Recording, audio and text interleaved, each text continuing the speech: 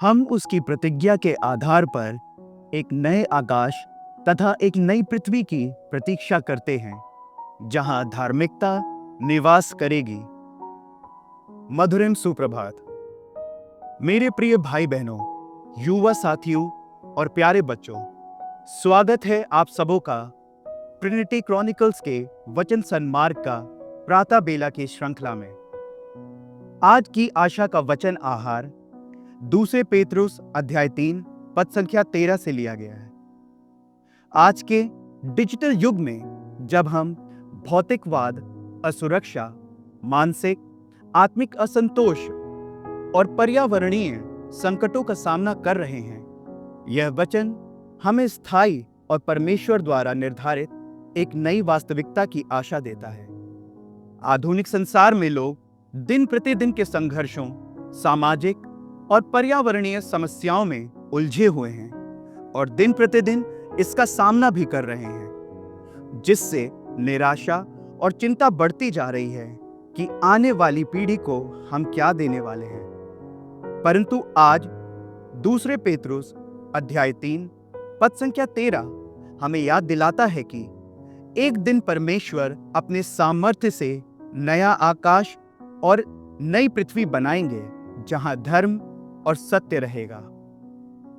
इस वचन में हमें उम्मीद दी जाती है कि हमारे वर्तमान संसार की समस्याएं अस्थायी हैं और हम परमेश्वर की योजनाओं में एक बेहतर भविष्य की ओर अग्रसर हैं। जैसे प्रभु यीशु ने कहा, चोर केवल चुराने और मारने और नष्ट करने आता है, मैं इसलिए आया हूं कि वे जीवन प्राप्त करें, बल्कि परिपूर्ण जीवन प्राप्त करें। योहन अध्याय 10 पद संख्या 10। इसी आशा में हमें अपने जीवन को धर्म और सत्य के अनुसार जीने के लिए प्रेरित किया जाता है, क्योंकि जो कुछ हम आज देख रहे हैं वह अंततः परमेश्वर की शांति और न्याय के लिए एक नया आरंभ होगा।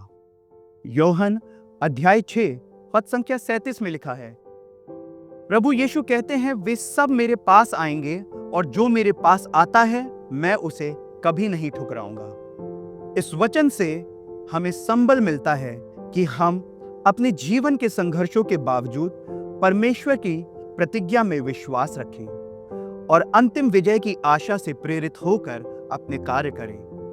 वर्तमान समय की कठिनाइयों में भी हम उस आशीर्वाद और शांति की आशा में जीवित रहते हैं जो परमेश्वर ने हमारे लिए रखा है।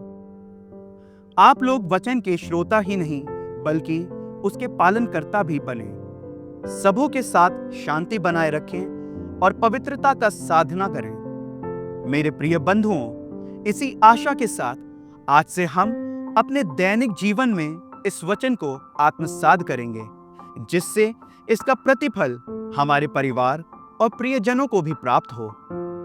हे प्रभु यीशु, हमारे जीवंत विश्वास को और प्रज्वलित कर दे।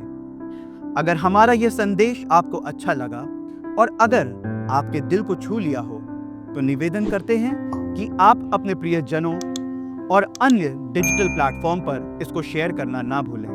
आपका दिन शुभ, सफल और खुशियों से भरा हो एवं आपका और आपके प्रियजनों का जीवन स्वर्गिक आशीषों और प्रभु के आध्यात्मिक परिवेश के संपर्क में हमेशा बना रहे। यही मंगल कामना हम आपके और आपके प्रियजनों के लिए करते हैं। शुभ दिवस।